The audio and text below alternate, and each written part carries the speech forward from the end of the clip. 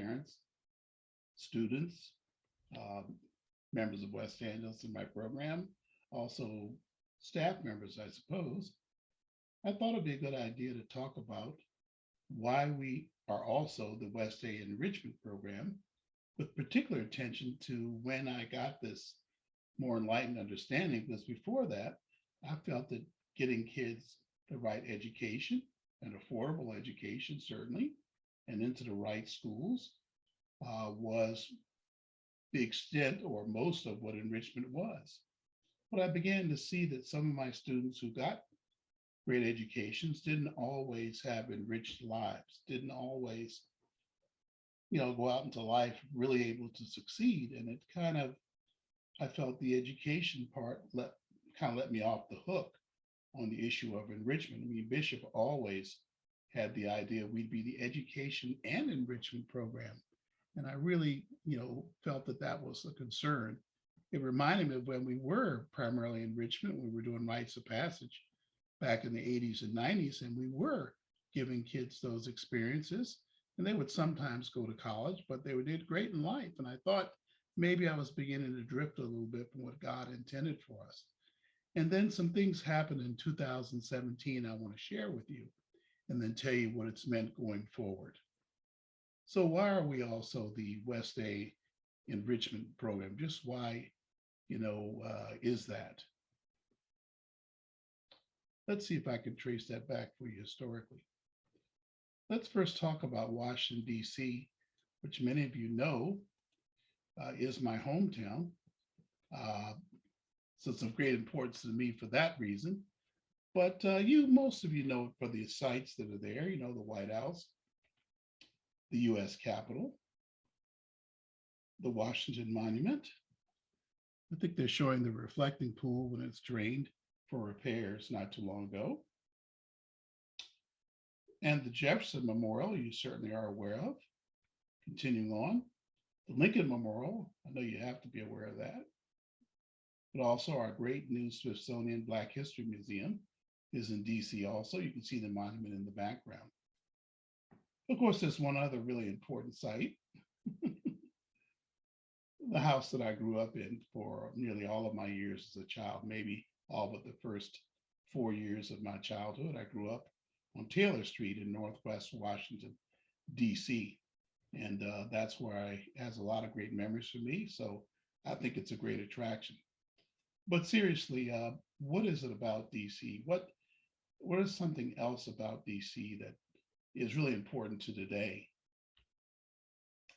That'd be this house right here, which is the Frederick Douglass House in Washington, D.C.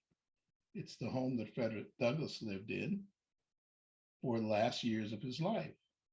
I mean, I believe it was about the last 16 to 20 years of his life he lived here. It's now a preserved memorial to him, or a Washington, of course, a U.S. park attraction.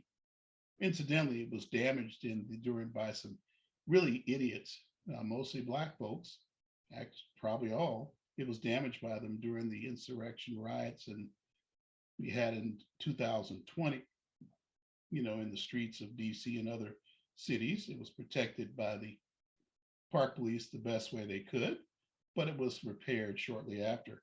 But on every trip I've made to DC since 2017 when I went, I've visited this house and I'm going to be visiting there very shortly. And I've been thinking about its importance a lot. And I had a conversation with a very important member of West Angeles. And, I'll talk about that a little bit in a minute. Here's a view from the Frederick Douglass House of Washington, D.C. It's on a place called Cedar Hill overlooking Anacostia, which has a rich history in DC itself.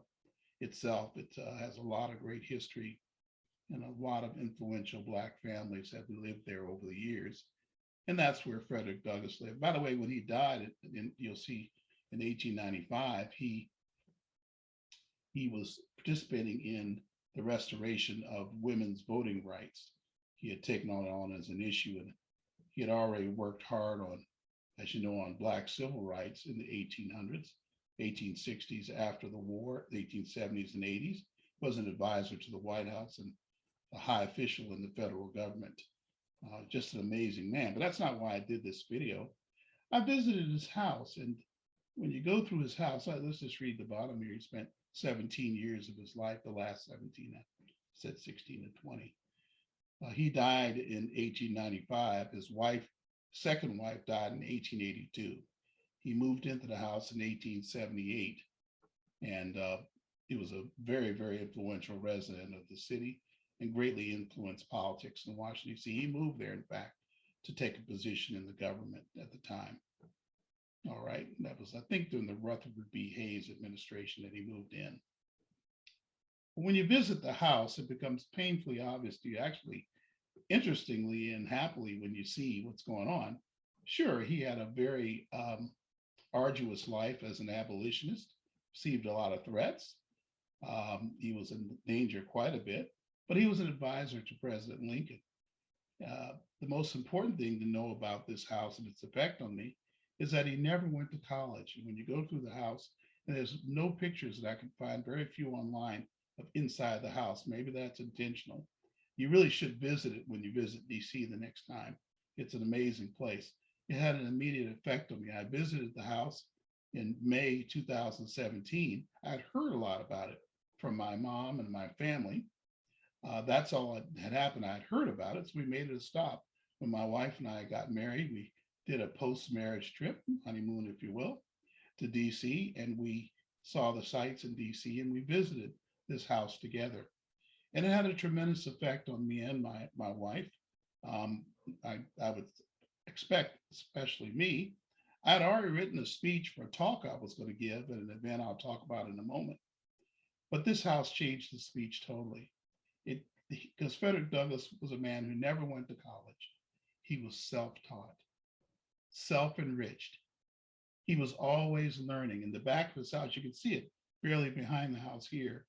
He had a place he would go to read and study, and the things he would study and read about. He read about nature, he read about science and art, and a tremendously learned man. There was no internet in those days. He had to read it all. He taught himself how to read and to write. And he was a great orator. He used great and passionate words, we know. Some of his speeches are some of the greatest in American history, namely his speech in 1852 that he gave to abolitionists. He was a replacement speaker for someone who couldn't attend. I don't remember which abolitionist couldn't attend that, but he spoke in DC terrifically on the abolishment of slavery. And that's a well-known speech to this day. It's one of the top, I think, 10 speeches in American history. Probably on the level of the I Have a Dream speech, really, if you think about it, and the Robert Kennedy speech, and some of the other great speeches in American history.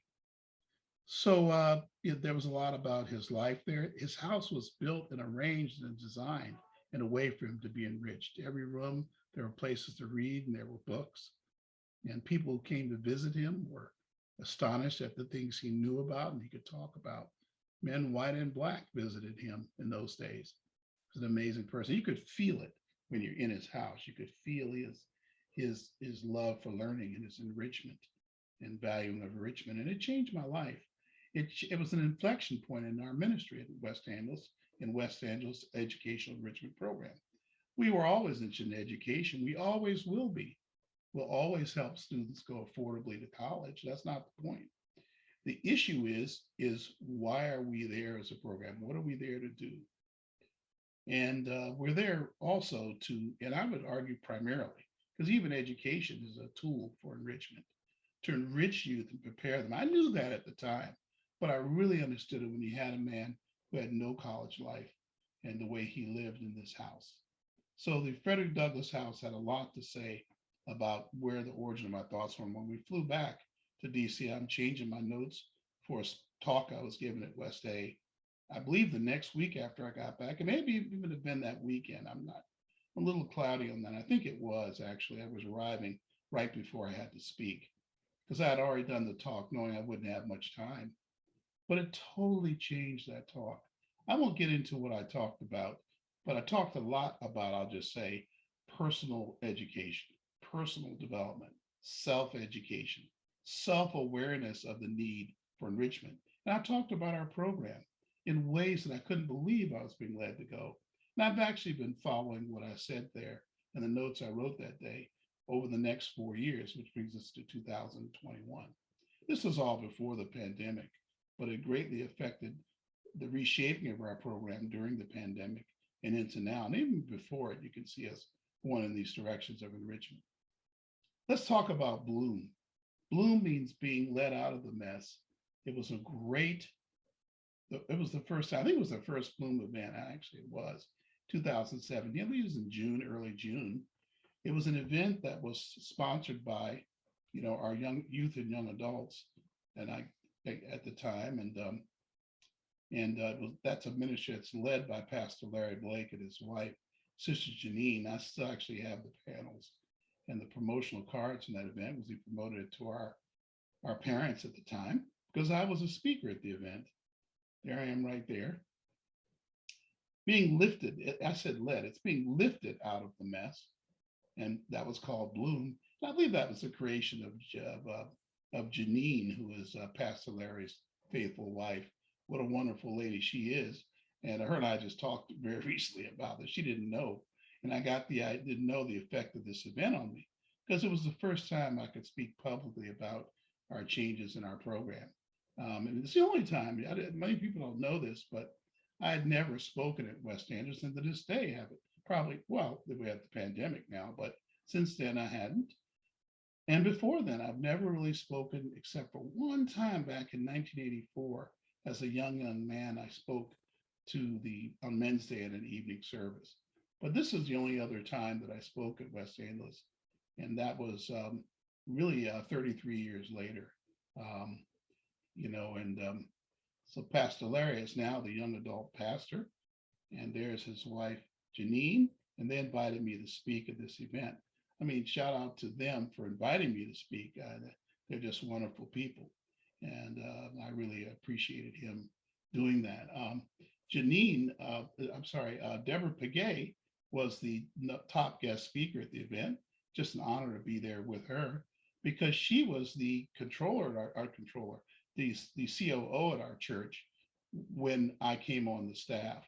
And she was so helpful to me in the early days. And I was so blessed by her vision and her foresight, helping me to make $1 into $10 back in those days. It was really good.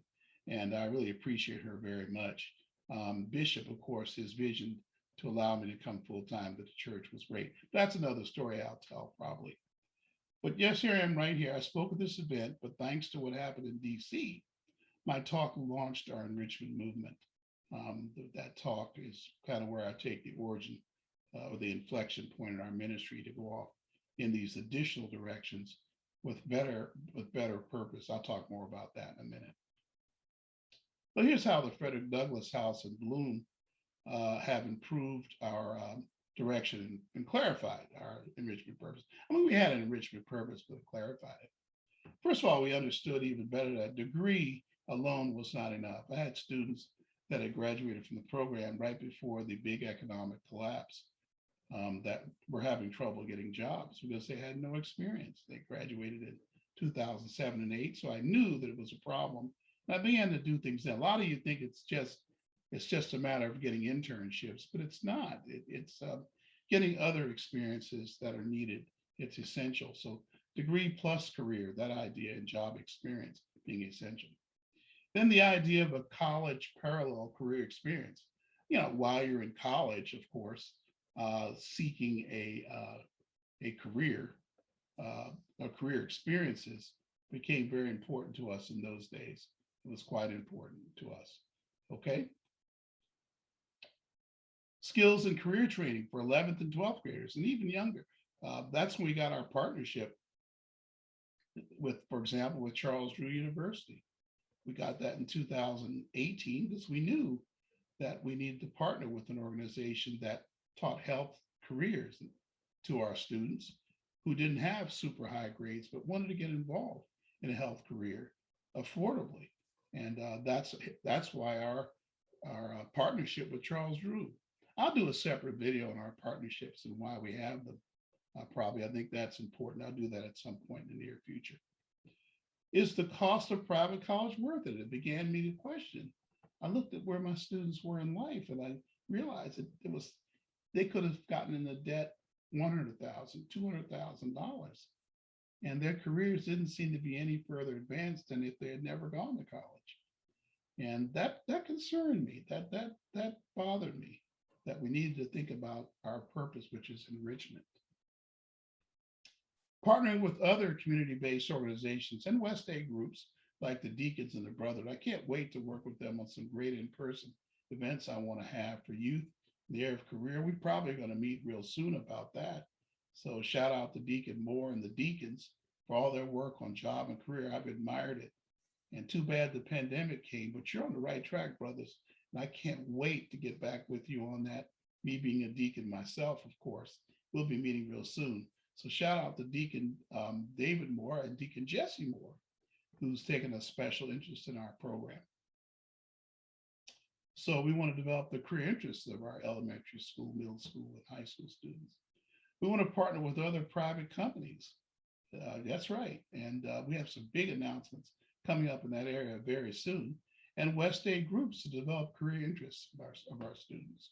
We're going to do some work in that area. We've already started it. I mean, we've partnered with an organization that's helping us with STEM Kits, Audrey Thompson's organization, to help our kids learn how to build robots. And we're going to partnership with coding organizations and software programming. And we're looking into partnerships with the county to get our students knowledgeable of Google and Facebook. We're going to do a lot of work in this area. Again, this is all coming out of that 2017 era with Bloom and the Frederick Douglass House. Isn't that wonderful? How God can speak to you. Even when you feel you've made it as an organization, you never really made it until you fulfill the full purpose that God has for you. And that's a message for our personal lives too. No matter where we think we've gone, what we've done for God, there's always more God has for us to do. How can you work for Bishop Blake and not think that? Look at him. The things even in his life now he's doing for our church as a leader are awesome and amazing to me as a leader. Then there's increased diversion of funding. We get a certain amount of funding from the church, which we're thankful for, but as a deacon, I want to get the most out of it. So I've begun to divert funding to quality of education issues in our schools. I began to realize it isn't just an education, just like in college. It's what you do with it and what the quality of it that's going to be the important factor. And I said, well, I'm going to be interested in it for college and putting certain colleges on my preferred list. Well, I better be doing it for our high school students and our middle school students and even our elementary school students.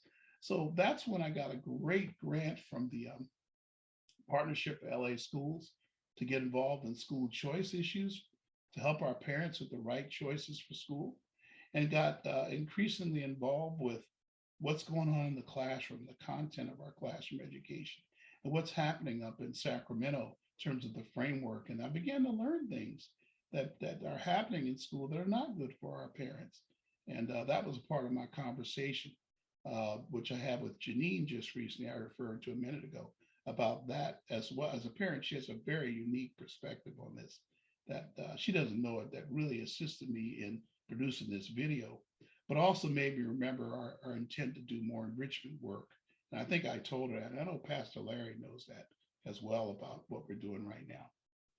So I just hope that helps you to know what we're all about in the enrichment area for your student. Please watch your email and get your students involved. If we don't have a lot of involvement by our students, we just can't keep these programs going. They're not cost effective. I'm really taking a real risk in committing our time and our funding to it, especially at a time where it's the big time for our college admission stuff. If you like what you heard, please comment below here in YouTube, or email me at holythinkers@gmail.com. I'd love to hear your comments on this, please. Subscribe to our YouTube channel, would you?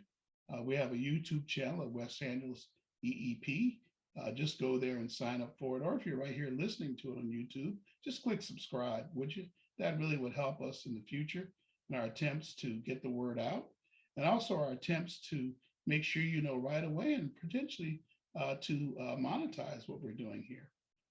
Check out our website regularly at www.westa-eep.org and sign up for our email list on there.